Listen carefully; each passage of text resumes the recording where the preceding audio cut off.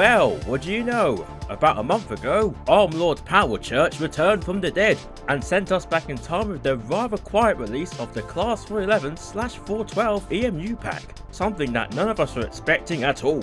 The other bizarre thing was that the trailer video itself was nearly 44 minutes long. This must be good then. But how much does it cost?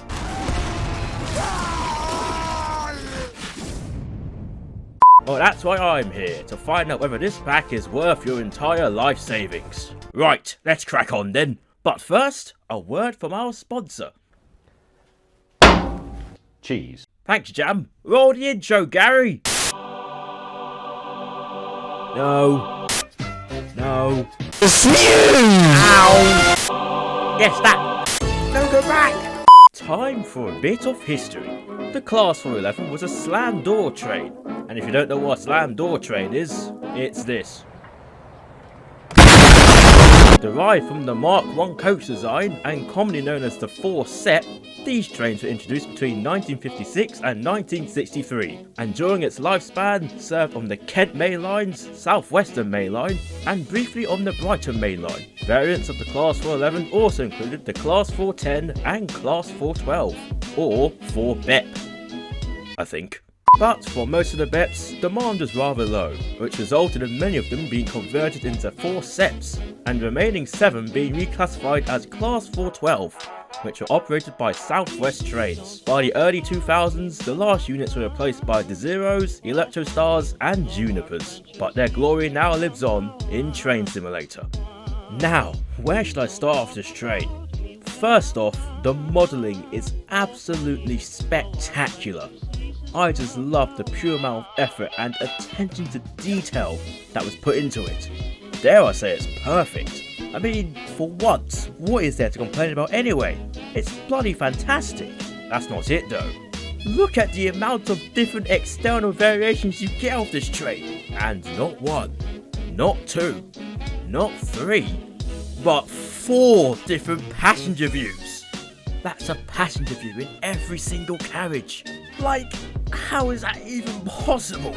Along with the excellent modelling and outstanding texturing, you also get a plethora of all those old and nostalgic liveries that the units used to carry, with even some included weather variants in there as well, which is a very nice touch. Right, shall we take a closer look at what's inside the train then? I'll start with the interior first. So this is the DMS carriage. Looks fairly standard. And of course there are lots of camera angles you can play around with if you're bored. I must say though, it does look very stunning in here. Moving into the next carriage we have the TBC.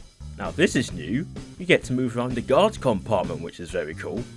Obviously nothing is functional in this area, but at least you get to witness this happening. Without the explosion, Gary! Why did I hire this plum? Aside from all that, there are also views within the passenger compartments, which look really nice and cozy for those extra long journeys, with the option of first class for any posh pricks in top hats. There's also a view down the compartment corridor if you prefer. Next we have the TS carriage, and no, if you're wondering, that does not stand for Train Simulator. Nothing is really special as it's just a standard seating carriage, but still, looks beautiful.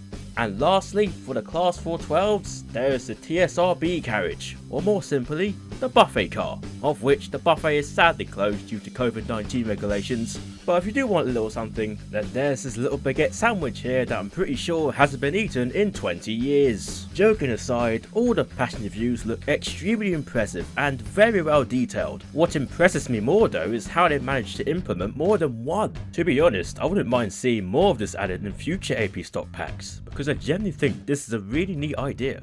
The cab visuals are really stunning too, featuring era-specific seat maquettes and DRA or TPWS where applicable. But if you think that's all, there's still a lot more you can do. There's a view in the vestibule area, featuring a door which opens either way, which is a bit odd. Like the 205, there's a working CSR, and the Heco blind is fully functional, both inside and outside. You can have a fiddle with a few of the switches in the auxiliary cupboard. Yeah, or maybe you would like to sail the 7 seas with this pirate ship steering wheel. Never mind, it's a handbrake. Looking at the other features, the doors open and close at random times, and even open before the train comes to a stop as most people used to do back in the day. Only in scenarios, however. The guard door closes at random speeds during departures. Dead flies appear in your windscreen. The phone cable sways from side to side while in motion. The AWS and guard/driver buzzer and bells are audible externally if you have the cab window open, as well as from the guards area. There's the option to prepare the train from cold. There are 6 different horn sounds, the third one being my favourite. A headlight, wheel slip simulation, and the best feature of all, camshaft. Yes! Which brings us on to the sounds. Now, one of the things that really gave me an interest in slam door stock was the fact that they use camshaft traction systems. And the one thing I absolutely love about camshaft driven trains are the hisses and pop sounds they make. And Armstrong Powerhouse have completely nailed the recordings of these sounds. Additionally, if you look closely underneath, you can even see the line breaker flash as you cut power to the motor, which is just a fantastic little detail that was put in. Even at speed, the sound is so amazing. The only gripe I have is that the pop sound isn't that audible from the passenger view, and seeing as one of the seating positions is located right over the traction undercarriages, surely you should be able to hear a loud thud, like you can hear in a motor carriage of a Class 455.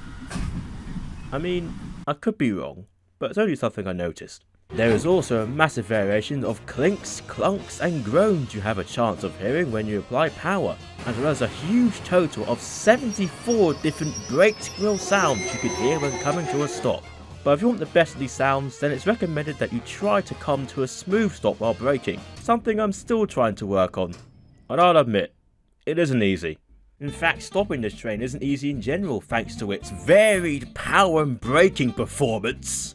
I guess I'll get there someday, but driving this thing is a real challenge. Darn 60s technology. The varied bogey sounds are sublime, and especially the brake run.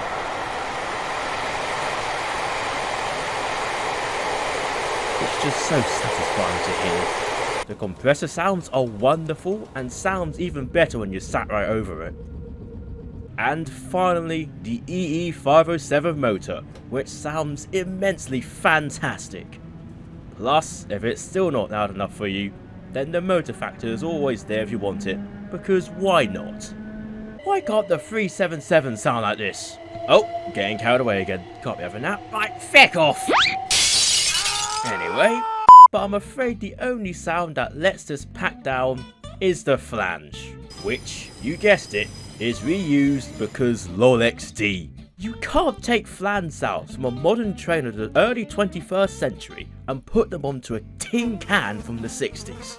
It just doesn't sound right. Besides, what's wrong with recording that sound again if you bothered to record nearly everything else? Please explain. On the other hand, considering that the rest of the sounds in this pack are beyond exceptional and very enjoyable to listen to, I can't really complain that much, so I will give AP a benefit of a doubt this time round. And for so long I adored the glorious sounds of the Class 319 motors. And Gary, that's not the train I'm on about. Better? So, being AP's most expensive multiple unit pack in their product range at £30, do I think it is worth it? Surprisingly, yes! And no. In fact, I can't even deny by saying that this is by far the most immersive, most detailed, most enthralling, most mind-blowing, and probably the best pack I have driven to date. I just love it so much. From the fantastic models, amazing sounds and terrific features, they completely push this 13-year-old game to its absolute limits. But it's expensive. So expensive that it costs even more than a bog standard route does. I mean, I agree perfectly well that this pack is advanced as hell and has been on the production line for well over a year. However, this price tag could be the beginning of future advanced AP products costing even more than this. and unless you live in Buckingham Palace, then some of you will be begging for more pocket money. I know I'm overreacting slightly, but you get the point. You know what they're like. Oh well, could be worse. Meow. What was that? But seriously though, could we see more packs as detailed as this? I don't know, but if you haven't already noticed, the 421/423 sound pack was recently removed from the AP store, so who knows?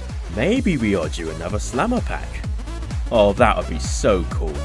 Or perhaps this is just one of Rich's classic business tactics again. I guess we'll find out sooner or later.